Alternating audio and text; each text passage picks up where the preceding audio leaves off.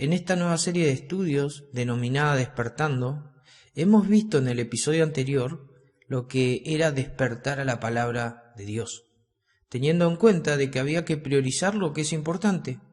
Y vimos entonces que la Escritura, en orden de prioridades, debería ocupar un lugar de relevancia en la vida de cualquier creyente. Y es que justamente esta nueva serie de estudios tiene por objeto guiarnos a ver la necesidad por lo que es esencial en la vida cristiana, y la Escritura es algo que no nos puede faltar. Hoy, en el segundo episodio, hablaremos acerca de que debemos despertar a la oración, priorizando ahora lo que es impostergable. Debemos orar, mas no dormirnos. Si ustedes me acompañan a buscar Efesios capítulo 6, verso 18, en la NTV dice: oren en el Espíritu en todo momento y en toda ocasión. Manténganse alerta y sean persistentes en sus oraciones por todos los creyentes en todas partes. Así que, teniendo en cuenta este texto, quisiera mencionarles que en medicina hay un método para medir la capacidad o estado de alerta que tiene un paciente que ingresa, por ejemplo, al servicio de urgencia por un traumatismo severo. Este método se llama escala de Glasgow. Cuando hablamos de estar alerta, estamos hablando de la capacidad de conciencia que tiene el paciente, ahora sí, para responder a diferentes estímulos que vendrán del exterior. Así que esta escala tendrá 3 criterios que se agruparán de acuerdo al tipo de respuesta que el médico busque. Lo primero que hace el médico es evaluar si el paciente puede abrir los ojos con espontaneidad o directamente no los puede abrir. Lo segundo que buscará el médico es ver si el paciente tiene respuesta verbal, por ejemplo, a preguntas sencillas. El ¿cómo es tu nombre? ¿En qué año estamos viviendo? ¿Cuál es la fecha de tu cumpleaños? Finalmente, lo que es la respuesta motora, es decir, la respuesta del cuerpo. El médico le pide al paciente que haga un gesto como el de abrir y cerrar la mano. Sabemos entonces que mientras menos respuesta tenga el paciente, entonces va a ser peor su estado de conciencia. Y aquello implicará un modo de acción específico, obviamente, en la terapéutica, porque todas estas cuestiones nos hablan del estado neurológico del paciente. Así que mientras menos puntaje, el paciente tendrá menos capacidad de conciencia, y la peor de todas es cuando hablamos del coma, cuando el paciente está dormido y no responde. Hermanos, el título de este estudio nos dice que debemos despertar a la oración. La oración es algo esencial para la vida del creyente. Debemos verla como si fuera impostergable, orar y no dormirnos. Por eso el apóstol Pablo en Efesios capítulo 6 nos habla acerca de la armadura de Dios. Pablo enfoca la armadura romana tal cual le enseñó Osvaldo hace tiempo, para describir entonces las verdades espirituales que pueden ayudarnos para estar firmes en el campo de batalla. Firmes contra todo aquello que nos quiere alejar de Dios. Pablo quiere que nos veamos involucrados espiritualmente como si estamos en una guerra, en una lucha que es de carácter espiritual. Y entonces dice que debemos mantenernos alertas, que es diferente a estar dormidos. Debemos estar preparados en términos espirituales. Fíjate dónde Pablo coloca la oración. La coloca en el contexto de una batalla espiritual. El día malo existe, la ocasión para la caída siempre existe. Por lo tanto, Pablo dice que Dios nos ha dado su armadura y nosotros debemos colocarnos todas las piezas de esta armadura. Son 6 piezas. Pablo comienza hablando del cinto de la verdad. Debemos ceñirnos con este cinto. La verdad no implica solo lo que creemos, sino también lo que vivimos. No solamente expresamos la verdad cristiana, sino también debemos vivir bajo esta verdad. Y es que la verdad nos aleja de la hipocresía. Jesús en el Sermón del Monte dijo que la verdadera espiritualidad se aleja de la hipocresía religiosa.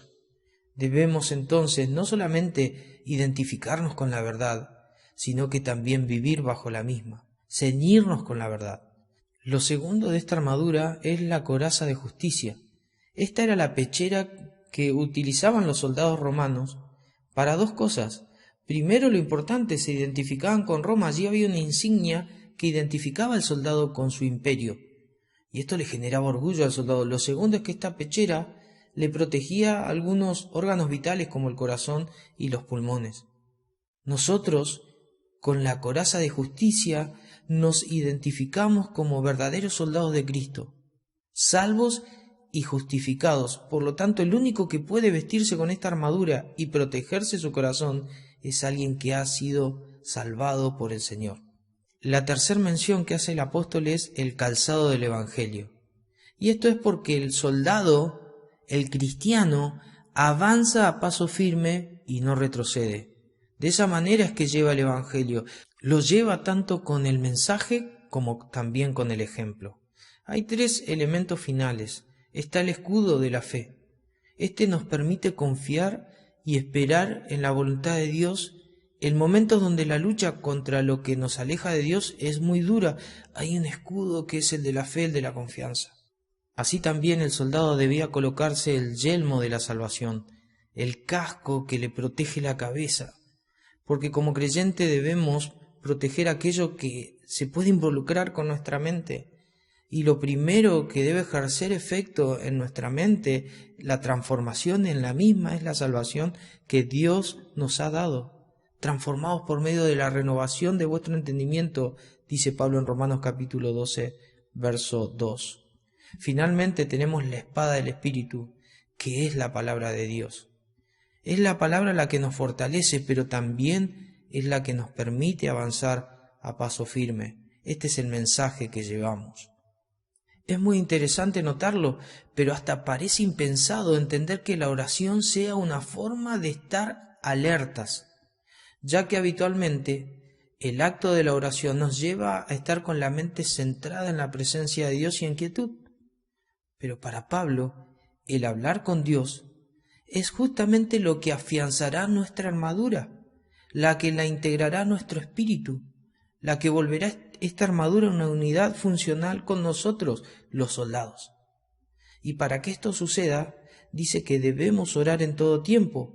Aquí simplemente está diciendo que debemos tener la oración como algo periódico y continuo, y que lo debemos hacer con súplicas, es decir, debemos entender la oración como un ruego y clamor hacia Dios.